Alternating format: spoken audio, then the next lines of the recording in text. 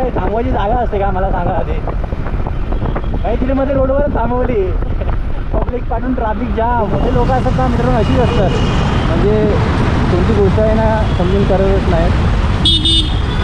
त्यांना असं वाटतं की आमच्या बापाचाच रोड आहे. तिथे पण मध्येच गाड्या थांबवतात. मध्ये सोडा चला.